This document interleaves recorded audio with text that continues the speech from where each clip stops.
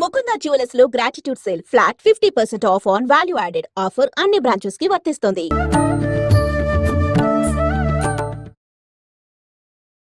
నమస్కారం, welcome to I dream. ధర్మ మార్గం విత్ విజిత కార్యక్రమానికి స్వాగతం. అయితే మనకు అతి త్వరలోనే ఉగాది రాబోతుంది. మనందరము కూడా నమ్ముతుంటాము, తెలుగు వారందరము కూడా మనకు ఉగాది మరుసటి రోజు నుంచే మనకు కొత్త సంవత్సరం, నూతన సంవత్సరం అనేది ప్రారంభమవుతుంది అని చెప్పి. అయితే గత సంవత్సరము క్రోధినామ సంవత్సరము అని చెప్పి మనం విన్నాము, మాట్లాడుకున్నాము. దానికి సంబంధించిన ఇబ్బందులు ఎలా ఉండబోతున్నాయి అనే విషయాలు ఆ పేరులోనే ఉంది అని చెప్పి మనం చాలా భయపడ్డాము. అలాంటివన్నీ కూడా చవి చూడడం అనేది జరిగింది. అయితే ఇప్పుడు రాబోతున్న ఉగాదికి మనకు రాబోతున్న తెలుగు నూతన సంవత్సరము శ్రీ విశ్వవసునామ సంవత్సరము. మరి ఈ సంవత్సరం ఎలా ఉండబోతోంది? మనం క్రోధి అని విన్నప్పుడు క్రోధి అనగానే కోపము అని చెప్పి పేరులో కొంతవరకు మనం అర్థం చేసుకోగలిగాము. అది వాస్తవమా అని అవాస్తవమా అని. కానీ విశ్వవసునామ సంవత్సరము అంటే మనకు అంతు చిక్కని విధంగా అయితే ఉంది. అసలు ఏంటి విశ్వవసునామ సంవత్సరం ఎలా ఉండబోతోంది? మనకు గత సంవత్సరంతో పోలిస్తే ఈ సంవత్సరం ఎటువంటి ఇబ్బందులు ఉండబోతున్నాయి, ఎటువంటి మంచి ఫలితాలు ఉండబోతున్నాయి? మామూలుగా ఉగాది అనగానే పంచాంగ శ్రవణం, నిజంగా ఉగాది అనగానే షడ్రుచుల కలయిక, నవనాయకుల ఫలితాలు, ఇలాంటివన్నీ కూడా మనం మైండ్లో కదలాడుతూనే ఉంటాయి, మెదలాడుతూనే ఉంటాయి. వీటన్నిటి గురించి క్లుప్తంగా తెలుసుకునేదాకా మనందరికీ కూడా అసలు నిద్రే పట్టదని చెప్పాలి. అయితే వీటన్నిటి గురించి తెలియజేయాలి అనంటే వాటన్నిటిపైన మంచి అవగాహన ఉన్న వ్యక్తి అయితే బాగుంటుంది అనిపించింది. అందుకే ఇప్పుడు నేను ఒక మంచి వ్యక్తిని మీ ముందుకు తీసుకురాబోతున్నాను ఈ విషయాల గురించి చర్చించడానికి. ప్రస్తుతం నాతో పాటు ఉన్నారు ప్రముఖ ఆధ్యాత్మికవేత్త, పంచాంగకర్త. ఆయన పంచాంగ శ్రవణము అనంటే మీ అందరికీ ఎంతో సుపరిచితం. ఆయన మీ అందరికీ ఎంతో సుపరిచితం. ఆయన గురించి నేను పెద్దగా చెప్పాల్సిన అవసరం లేదు.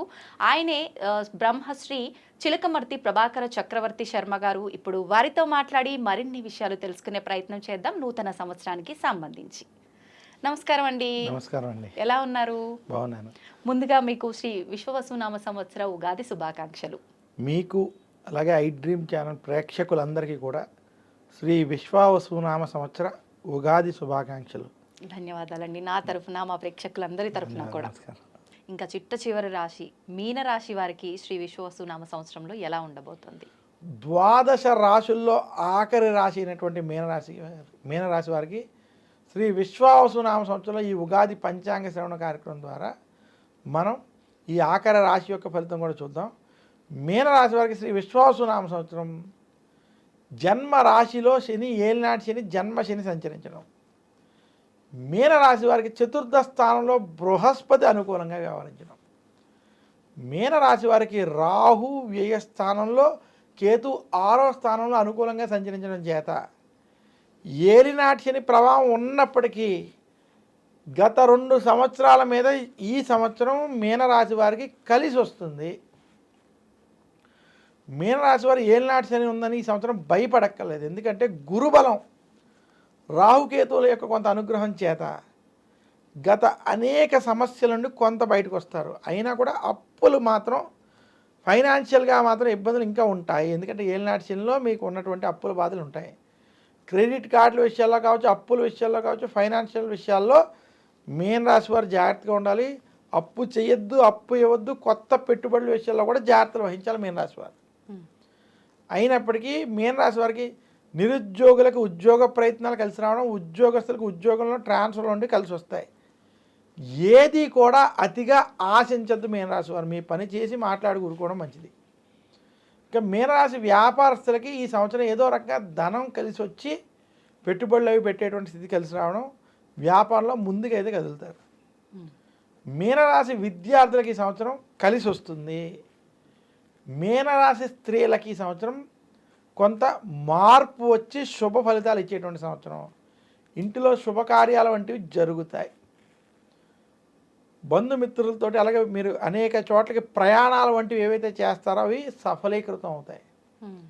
మీనరాశి వారికి మొత్తం మీద శ్రీ విశ్వవసునామ సంవత్సరం గత సంవత్సరాలతో పోల్చుకుంటే కొంత అనుకూలంగాను, మధ్యస్థం నుండి అనుకూల ఫలితాలు అధికంగా ఉన్నాయి. మీనరాశి వారు మరింత శుభ ఫలితాలు ఈ సంవత్సరం పొందాలంటే దశరథ ప్రోక్త శని స్తోత్రాన్ని పారాయణం చేయడం, గురు దక్షిణామూర్తి స్తోత్రాన్ని పఠించుకోవడం, శనివారం రోజు శనికి తైలాభిషేకం వంటివి చేసుకోవడం, అలాగే మందపల్లి వంటి క్షేత్రాలను కానీ శని సింగాపూర్ వంటి క్షేత్రాన్ని దర్శించుకోవడం. ఇక మీనరాశి వారు ఆదివారం రోజు నవగ్రహ పీడార స్తోత్రాన్ని పఠించుకోవడం వల్ల మరింత శుభ ఫలితాలు పొందగలరు. ఓకే, సంతోషం అండి. అయితే ఏ రాశి వారికి ఎలా ఉండబోతుంది అనేది మనం డీటెయిల్గా మాట్లాడుకోవడం జరిగింది. ఆఖరణ అసలు ద్వాదశ రాశుల్లో ప్రత్యేకించి కొన్ని రాశులు బాగున్నాయి, కొన్ని రాశుల పైన ఈ ప్రభావం ఉంది అని చెప్పుకోవాలనంటే ఎటువంటి రాశులు? మనకి శ్రీ విశ్వావసనామ సంవత్సరంలో ఈ 12 రాశుల్లో అద్భుతంగా ఉన్నటువంటి ఏమైనా రాశులు అంటే ఈ సంవత్సరం వృషభ రాశి, తులారాశి, కన్యా రాశి, ఈ 3 రాశులకి ఈ సంవత్సరం అద్భుతంగా ఉంది, కలిసి వస్తుంది.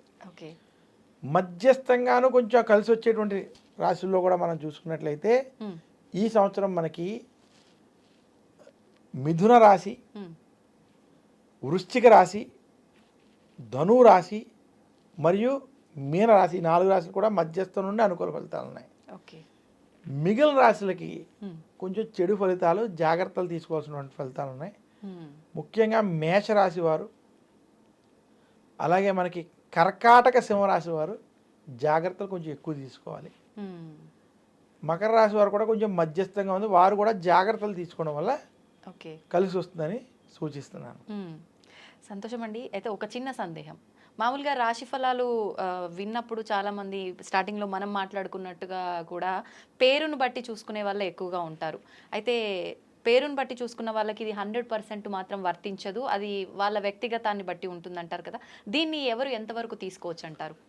చూడండి, ముఖ్యంగా ప్రతి వ్యక్తికి తన జాతక చక్రం చాలా ముఖ్యమైనది. అంటే జాతక చక్రం అంటే అతను పుట్టిన డేట్ ఆఫ్ బర్త్, టైము, ఈ రెండిటితో ఏ నక్షత్రం ఏ రాశి వచ్చిందో అది చాలా ముఖ్యం. కొన్ని సందర్భాలు ఎవరి దగ్గరైనా నేను పుట్టిన సమయం లేకపోతే కనీసం డేట్ ఆఫ్ బర్త్తో ఆ రాశిని తీసేటువంటి ప్రయత్నం 100కు ఒక 80% అన్న విషయాల్లో చెయ్యొచ్చు. ఒక 20% అది కూడా చేయలేం, పాదాల భేదాలు రావచ్చు ఏదైనా. అందువల్ల మీ డేట్ ఆఫ్ బర్త్ టైం, కనీసం డేట్ ఆఫ్ బర్త్తో ఏ నక్షత్రం ఉన్నదో, ఏ రాశి ఉన్నదో అలా రాశి వాళ్ళు మాత్రమే ఈ రాశి ఫలితాలు వర్తిస్తాయి. ఓకే, ఆ డేట్ ఆఫ్ బర్త్ టైం ప్రకారం మీరు పేరు పెట్టుకుంటే, మీ పెద్దల పేరు పెట్టగలిగితే ఆ పేరు ప్రకారం ఉన్నటువంటిది అప్పుడు వర్తిస్తుంది. కానీ అలా ఈ రోజుల్లో 100కి 90% మందికి లేదు. అందువల్ల ఇది మనం ఎక్కువ ప్రాధాన్యత ఇవ్వకుండా మీ డేట్ ఆఫ్ బర్త్ టైంని బట్టి ఏ రాశి ఉందో ఆ రాశి ఫలితాలు, ఈ గోచార ఫలితాలు మనం చూసుకోవాలి. అవి ఖచ్చితంగా వాళ్ళకి తెలుస్తాయి, వర్తిస్తాయి. సంతోషం అండి. నిజంగా చాలా డీటెయిల్గా, క్లుప్తంగా రాశి ఫలాల గురించి అయితేనే కానివ్వండి, నవనాయకుల ఫలితాలు అయితేనే కానివ్వండి, చాలా మందిలో ఆల్రెడీ స్టార్ట్ చేసేసారు సోషల్ మీడియాలో దీనికి సంబంధించిన విషయాలు చెప్పడం అనేది. ప్రజల్లో చాలా భయాలు కూడా మొదలయ్యాయి. ఇందాక మీరు చెప్పినట్టుగా షష్టగ్రహ కూటమి, పంచగ్రహ కూటమి, వీటి వల్ల చాలా ప్రమాదాలు రాబోతున్నాయని, కరోనా కన్నా మించిన మహమ్మారి రాబోతోందని ఇలాంటి మాటలు వినటం వల్ల భయభ్రాంతులకు గురవుతున్నారు ప్రజలంతా కూడా. నిజంగా వాటి నుంచి మీ మాటలు చాలా ఉపశమనం కలిగించేలా ఉన్నాయి. సంతోషం అండి, చాలా మంచి విషయాలు తెలియజేశారు. ధన్యవాదాలు. ధన్యవాదాలు.